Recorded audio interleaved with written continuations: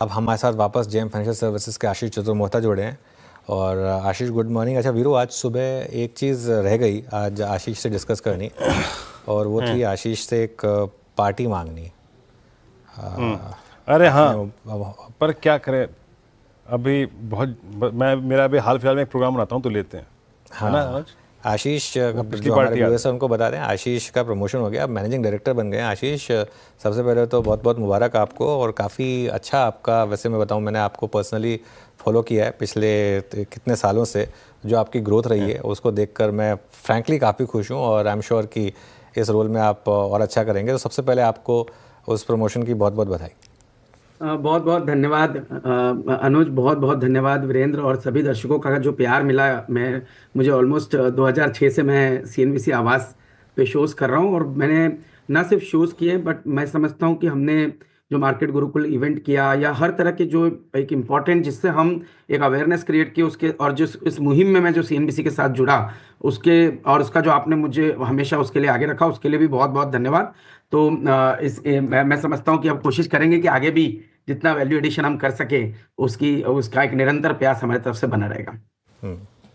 बिल्कुल। और मैं कह सकता हूँ कि वीरू और मैं दोनों की तरफ से कह सकता हूँ कि फीलिंग इज़ म्यूचुअल, है ना वीरू? हाँ बिल्कुल। बिल्कुल। 2 दशक हो गए हमें साथ में, और साथ साथ आगे ऐसे बढ़े हैं, खुशी होती है। बस पार्टी मुंबई में पिछली बार भी जब प्रमोशन हुआ था आशीष का, जब जेएम ज्वाइन की थी आशीष ने, पार्टी हुई थी, इस बार हाँ, भी होगी डेफिनेटली। तो इस बार पार्टी दिल्ली में रखते हैं। ठीक।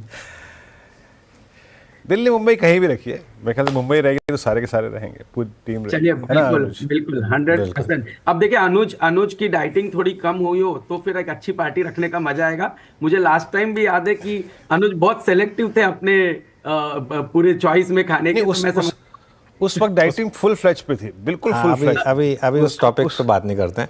अभी थोड़ा सा आगे बढ़ते हैं। आपको बहुत बहुत मुबारक। अच्छा, अब मार्केट देखिए, बाय द वे 24,900 क्रॉस कर रहे हैं हम। आशीष, कल क्या ये वन ऑफ था? मार्केट में क्या ट्रेंड वापस लौट रहा है आज?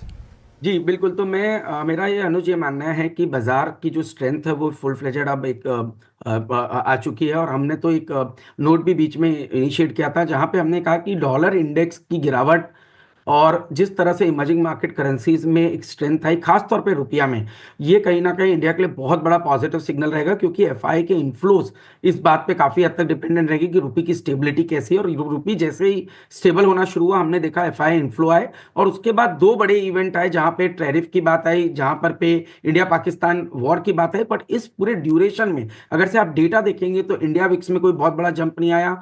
निफ्टी ने कंसिस्टेंटली अपने 200 डे मूविंग एवरेज को रेस्पेक्ट किया, और कहीं ना कहीं मैं समझता हूं जिस तरह से अब बाजार ने 24,000, जो कि मोटा मोटी 200 डे मूविंग एवरेज, उसके ऊपर कंटिन्यूसली ट्रेड कर रहा है, मैं सरप्राइज नहीं होगा कि निफ्टी अपने ऑल टाइम हाई को, जो कि करीब करीब 26,000 के आसपास है, उसको इवेंचुअली क्रॉस करेगा। और कहीं ना कहीं मैं ये मानता हूं कि 27,500 तक के आपको बाजार की एक पोजिशनल अपसाइड देखने को नजर आएगी। और इसके पीछे कुछ कारण ये भी है अनुज की, देखिए आप लार्ज कैप में अगर से बैंकिंग सेक्टर को आप देखें या फाइनेंशियल सेक्टर को देखें, तो ये जो पूरा स्पेस है ये बहुत प्रॉमिसिंग लग रहा है। इसका वेट इंडेक्स में करीब 35% है।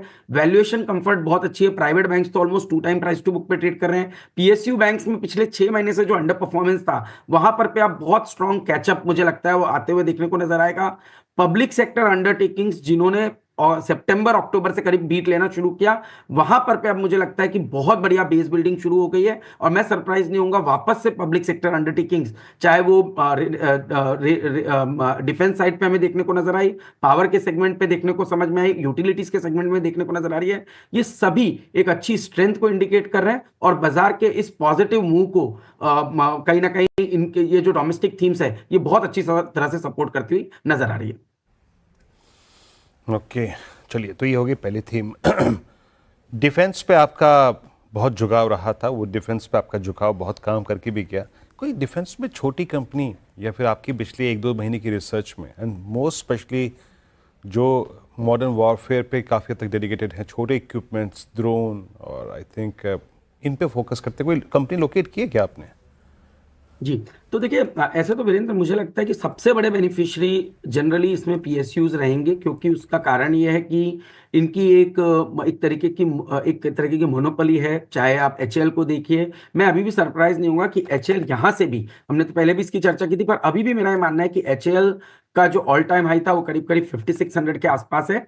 और एचएल की जिस तरह की ऑर्डर बुक की पोजीशनिंग बनी है, उसकी वजह से रेवेन्यू विजिबिलिटी 4 से 5 साल करीब करीब 15 से 20% की टॉप लाइन ग्रोथ होती हुई कंटिन्यूसली नजर आएगी। और जिसके चलते मैं समझता हूं ये स्टॉक अपने नए ऑल टाइम हाई को छुएगा। बीएल के अपने नंबर्स देखिए, मार्जिन में अच्छा खासा एक एक्सपांशन आया है, ऑर्डर बुक काफी स्ट्रांग हुई है, तो यहां पर भी जरूर अपसाइड है। पर अगर से शिप बिल्डिंग स्पेस में अभी भी हमें कुछ अच्छा लगता है तो वो होगा GRSC, garden rich ship builders. हमने मजगांव डॉक की बात पहले की थी, कोचिन की थी, मुझे लगता है अभी भी गार्डन रिच शिप बिल्डर्स में जो ऑर्डर बुक पोजीशन है वो बहुत ज्यादा स्ट्रांग है। इसके अलावा अगर से मैं प्राइवेट सेक्टर में देखूं तो मुझे लगता है कि पीटीसी इंडस्ट्रीज, यानी कि पीटीसी इंडस्ट्रीज करके स्टॉक है, जो टाइटेनियम अलॉयज के अंदर में काफी काम कर रहा है। तो इसके अंदर में भी मुझे लगता है कि ऑप्शनैलिटी काफी स्ट्रांग बनी हुई है। और हमारे पोर्टफोलियो में भी हमने इसको जगह दी थी एज अ डिस्क्लोजर। ये कोई रिकमेंडेशन बाय सेल के लिए नहीं, पर ये कैश, ऐसा कैश स्टॉक है मिड साइज कंपनी का, डिफेंस को रिलेटेड, जो हमें काफी प्रॉमिसिंग नजर आता है। ये पीटीसी इंडिया नहीं है, पीटीसी इंडस्ट्रीज करके है, पीटीसी जो इंडस्ट्रीज करीब वही, करीब 14,400 के आसपास ट्रेड कर रहा है। पीटीसी इंडस्ट्रीज़ है ये, पीटीसी इंडिया नहीं है, ये इसको ज़रा सुधार लें। बिल्कुल काफ़ी हाई टिकट स्टॉक है वो पीटीसी इंडस्ट्रीज़, काफ़ी एचएनआईज़ के पास काफ़ी क्वांटिटी है इस स्टॉक की। आशीष, बहुत बहुत धन्यवाद हमारे साथ जुड़ने के लिए और इस शो में, और एक बार फिर से आपको मुबारक। एक बार वो